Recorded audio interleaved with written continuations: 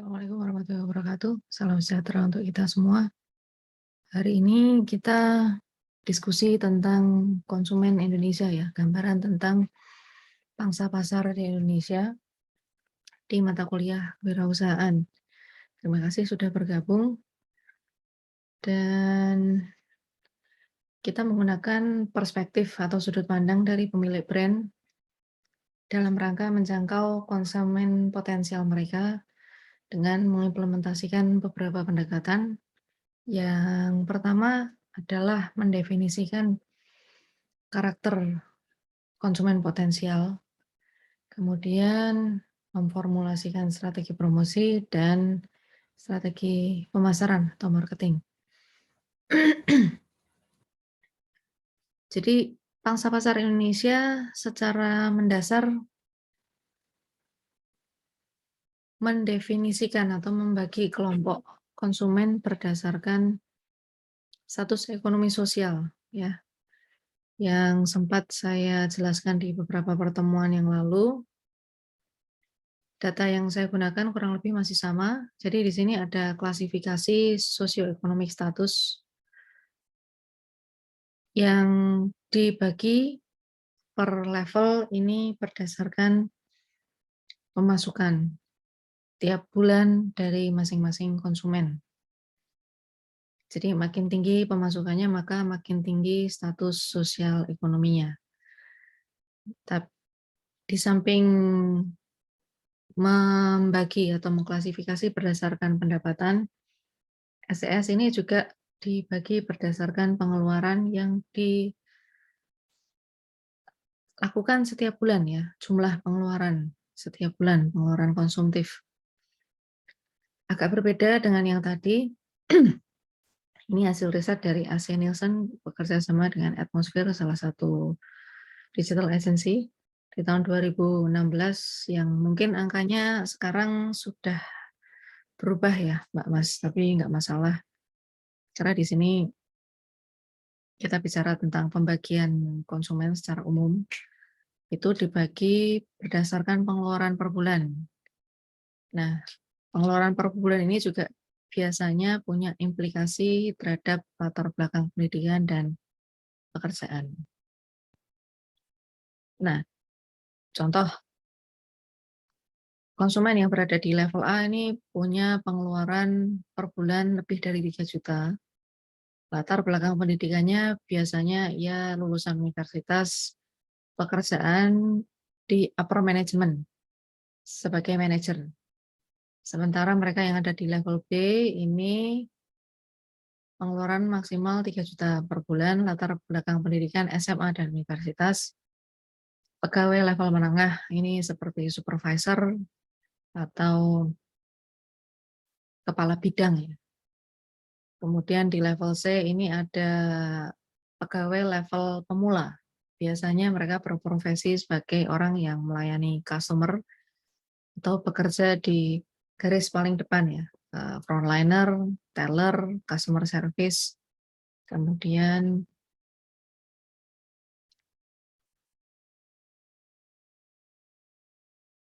resepsionis ya, ya contohnya itu.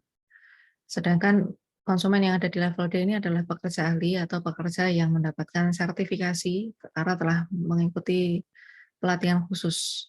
Sementara konsumen di level E ini adalah pekerja terlatih. Contoh, terlatih membuat bataku, kemudian terlatih menjadi juru parkir ya, dan lain sebagainya. Nah, bagaimana caranya mengidentifikasi konsumen potensial? Secara umum, pemilik brand mengidentifikasi konsumen yang potensial berdasarkan faktor demografis dan faktor psikografis. Faktor demografis ini adalah faktor statistik sosial ekonomi.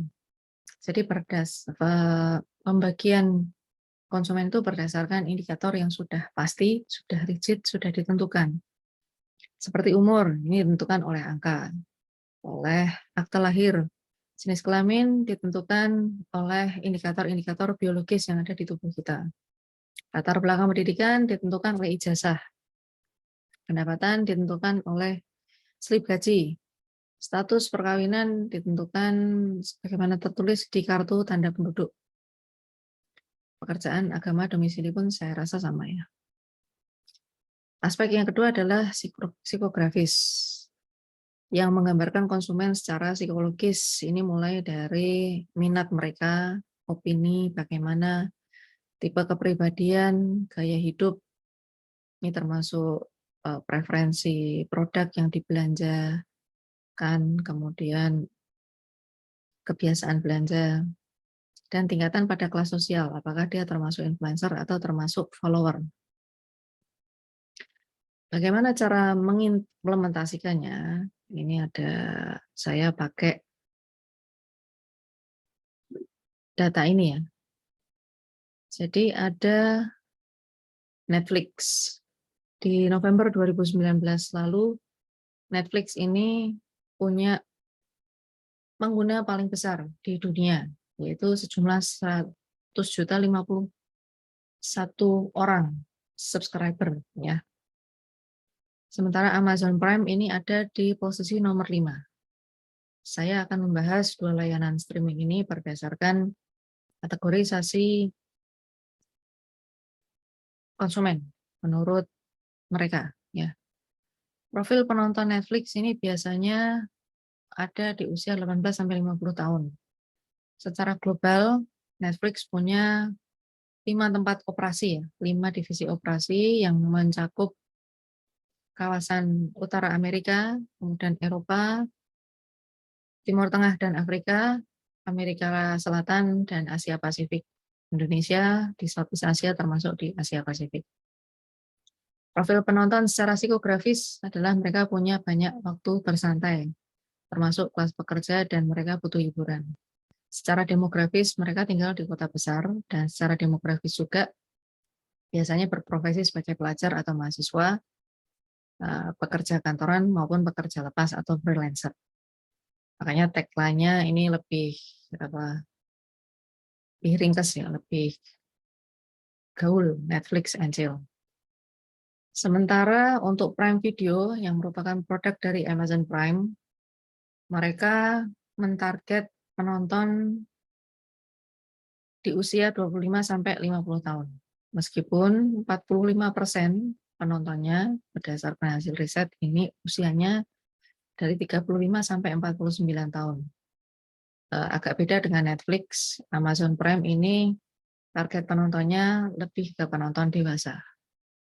Secara demografis, mereka biasanya tinggal di kota kecil dan kota besar. Secara demografis juga profesinya biasanya pelajar, mahasiswa, pekerja ahli, ataupun profesional.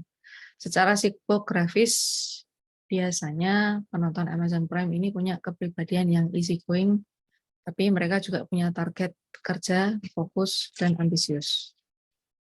Nah, tagline-nya agak beda ya di sini dibandingkan yang Netflix tadi, Amazon Prime and Commitment. Nah, secara mendasar, perilaku konsumen itu mencakup 6 tahap ini, Mbak Mas. Sebelum kita memutuskan untuk membeli sesuatu, biasanya kalau kita butuh ya, barang, produk, atau service, kita akan search dulu. Nah, ada dua metode search, secara aktif maupun secara pasif. Kalau pasif kita sekedar menunggu rekomendasi. Sementara kalau aktif ini kita aktif ya, browsing, nanya, riset. Kemudian dari situ kita mengidentifikasi, mengenali produk, dan dari situ kemudian kita mencapai tahap solusi, yaitu membandingkan dari satu produk ke produk yang lain. Karena ada beberapa produk yang dibandingkan, maka kita di sini tahapannya adalah mengevaluasi alternatif. Apakah ada produk pengganti? Gimana kalau saya beli ini barang ini harganya lebih mahal dibandingkan yang lain, tapi kualitasnya bagaimana? Nah, di situ kita mengevaluasi alternatif ini menimbang sampai pada akhirnya kita sampai di keputusan untuk membeli atau tidak. Karena ini memang kembali ke kita lagi. Nah, ada dua macam metode pendekatan mempersuasi konsumen. Yang pertama, di mana pemilik produk atau pemilik brand ini menganggap konsumen itu sebagai konsumen yang pasif. Mereka menggunakan model marketing AIDA, di mana pertama, konsumen ini dipersuasi supaya sadar, aware akan brand tersebut. Nah, dari situ kemudian pemilik brand melakukan edukasi supaya konsumen ini lebih tertarik kepada produknya,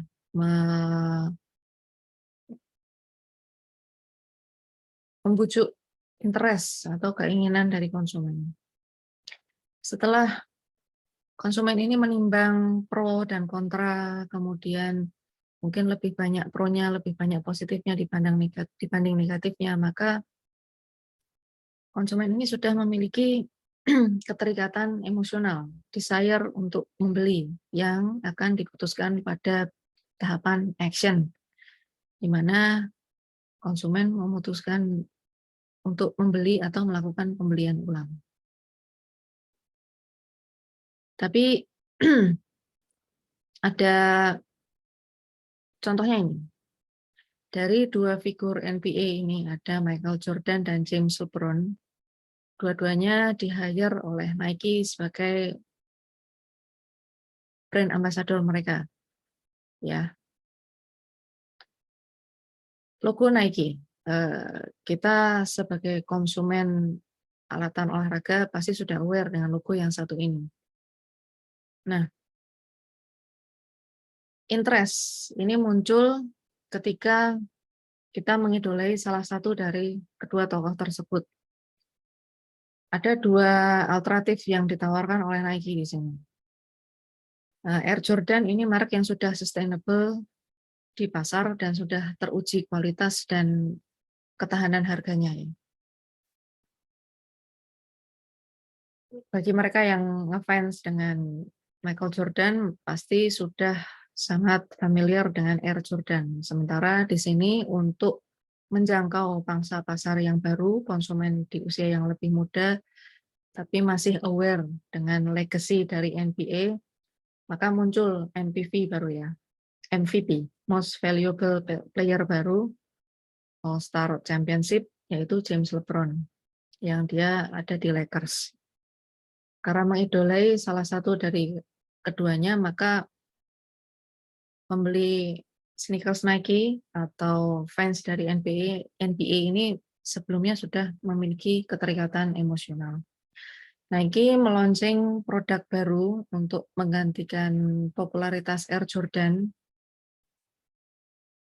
dengan merilis produk baru yang identik dengan James LeBron. Jadi ini semacam langkah strategis untuk melakukan rebranding dan retargeting dengan menunjuk brand ambassador yang lebih muda atau berbeda era gitu ya. Nah, kemudian terjadi transisi, Mbak Mas, dari konsumen yang pasif menjadi konsumen yang aktif. Maka ada pergeseran model dari AIDA atau AIDMA ini menjadi AISAS. Di sini konsumen itu dinilai atau divaluasi sebagai konsumen yang aktif, konsumen yang tidak mudah dipengaruhi ya. Ada perbedaan mendasar di sini. Jadi ada 2S di sini ya. Search yang pertama ini pada saat kita meski sudah memiliki keterikatan emosional, kita ingin mencari penjelasan lebih jauh, maka kita browsing ya. Kemudian setelah kita action membeli, maka kita akan membagikan pengalaman konsumsi kita itu ke orang lain. Biasanya dilakukan secara sukarela untuk kepuasan pribadi. Contohnya gimana sih Mbak Mas?